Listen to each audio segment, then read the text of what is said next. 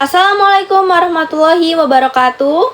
Perkenalkan, nama saya Revana Cantika Putri dengan NIM 2411102416060 dari Prodi D3 Keperawatan MKDU kelas A1.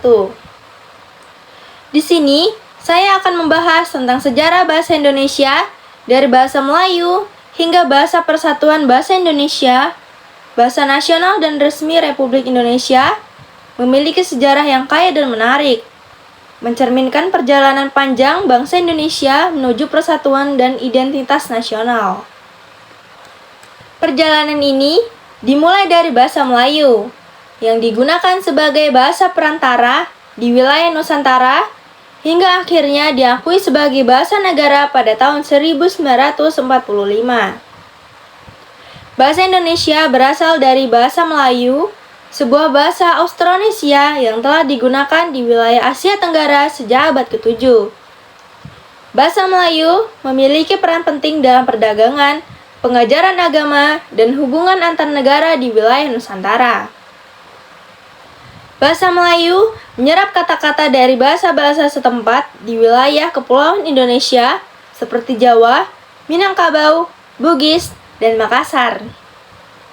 Bahasa Melayu juga dipengaruhi oleh bahasa-bahasa asing seperti Arab dan Persia, akibat dari penyebaran agama Islam di wilayah Nusantara sejak abad ke-12.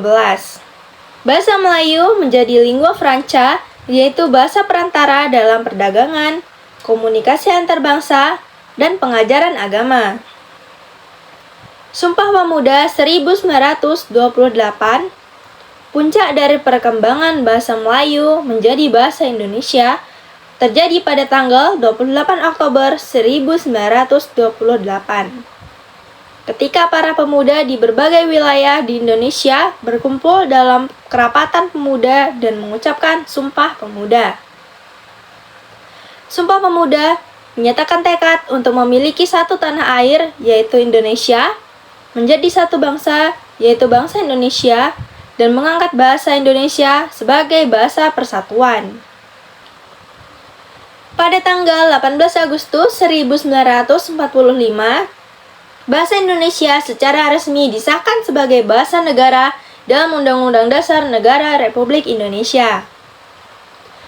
Pengakuan resmi ini menandai tonggak sejarah penting bagi bahasa Indonesia, yang kini menjadi bahasa nasional yang menyatukan seluruh bangsa Indonesia. Perkembangan bahasa Indonesia pasca kemerdekaan. Setelah kemerdekaan, bahasa Indonesia terus berkembang dan mengalami berbagai perubahan. Yang pertama adalah standarisasi. Bahasa Indonesia mengalami proses standarisasi untuk memastikan penggunaan yang konsisten dan baku. Yang kedua adalah pembaruan ejaan. Ejaan bahasa Indonesia mengalami beberapa kali perubahan, dari ejaan Van Ophuijsen hingga ejaan yang disempurnakan versi terbaru. Yang ketiga adalah pengayaan kosakata. Bahasa Indonesia terus menyerap kata-kata dari bahasa-bahasa lain, baik dari dalam maupun luar Indonesia, untuk memperkaya kosakata dan memenuhi kebutuhan komunikasi di berbagai bidang.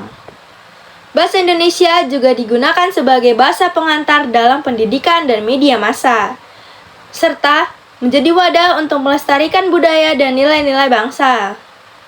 Bahasa Indonesia juga digunakan sebagai bahasa komunikasi antar bangsa, khususnya di wilayah Asia Tenggara dan negara-negara yang memiliki hubungan erat dengan Indonesia.